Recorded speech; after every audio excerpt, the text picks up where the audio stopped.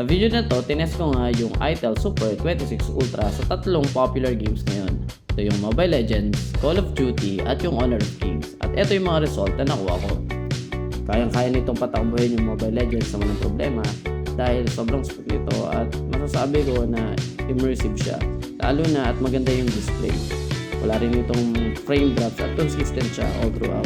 Maganda rin yung graphics settings kaya sinagad ko na. So playable na playable yung Mobile Legends dito. Ang ginamit ko yung processor dito ay yung pinakamataas na processor pagdating sa 4G sa Antutu benchmark. Sumunod ko namang itinest itong Call of Duty Mobile. Isa sa mga paborito kong laro ngayon. Again, 90Hz yung kanyang refresh rate at napaka-smooth din ang galawan dito. Makakadami ka talaga ng laro guys. Dagdag mo pa na 6,000 mAh yung battery nito kaya talagang mapaparami kayo ng laro.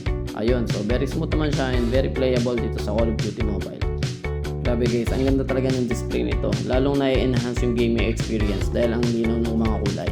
Sumunod ko namang itinest ay itong Honor of Kings na nilalaro ko din talaga ngayon at masasabi ko na smooth at playable din siya. Parang Mobile Legends lang yung settings ito or graphics. Kahit na maraming nangyayari sa screen, may clash o madaming animation ay hindi pa rin naglalago, hindi pa rin bumabagal yung phone.